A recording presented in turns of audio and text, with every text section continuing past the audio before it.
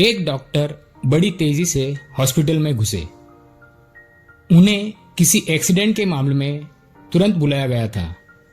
अंदर घुसते ही उन्होंने देखा कि जिस लड़के का एक्सीडेंट हुआ है उसके परिजन बड़ी बेसब्री से उनका इंतजार कर रहे हैं।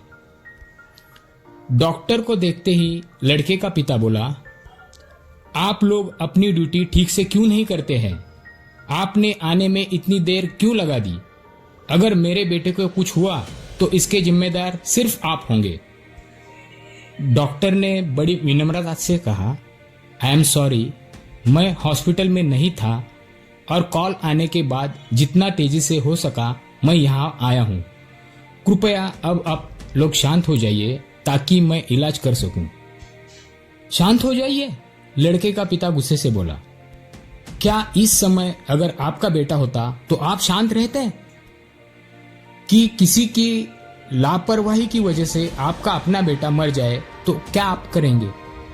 पिता बोले ही जा रहा था। भगवान चाहेंगे तो सब ठीक हो जाएगा। आप लोग दुआ कीजिए, मैं इलाज के लिए जा रहा हूं। और ऐसा कहते हुए डॉक्टर ऑपरेशन थिएटर में प्रवेश कर गए। बाहर लड़के का पिता अभी भी बुदबुदा रहा था। सलाह देना बड़ा आसान होता है, जिस पर बीतती है वही जानता है। करीब 1.5 घंटे बाद डॉक्टर बाहर निकला और मुस्कुराते हुए बोला, भगवान का शुक्र है आपका बेटा अब खतरे से बाहर है। यह सुनते ही लड़के के परिजन खुश हो गए और डॉक्टर से सवाल पर सवाल पूछने लगे। वो कब तक पूरी तरह से ठीक हो जाएगा?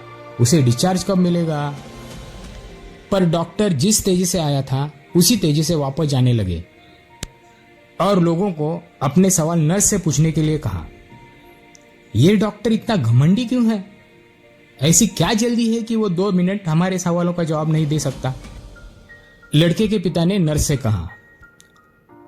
नर्स लगभग रुआंसी होते हुए बोली, आज सुबह डॉक्टर साहब के लड़के की एक भयानक एक्सीडेंट में मौत हो गई और जब हमने उन्हें फोन किया था तब वे उसका अंतिम संस्कार करने जा रहे थे और बेचारे अब आपके बच्चे की जान बचाने के बाद अपने लड़के का अंतिम संस्कार करने वापस लौट रहे हैं।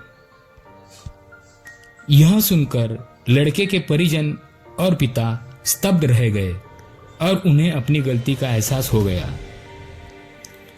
मित्रों, बहुत बार हम किसी सिचुएशन के बारे में अच्छी तरह जाने बिना ही उस पर रिएक्ट कर देते हैं, पर हमें चाहिए कि हम खुद पर नियंत्रण रखें और पूरी स्थिति को समझे बिना कोई नकारात्मक प्रतिक्रिया न दें, वरना अनजाने में हम उसे ही ठेस पहुंचा सकते हैं जो हमारा ही भला सोच रहा हो। यह कहानी उन डॉक्टर्स और फ्रंटलाइन वर्कर्स को समर्पित है जो अपनी और अपने परिवार की परवाह किए बिना हमारी जान बचाने के लिए सदैव आगे रहते हैं।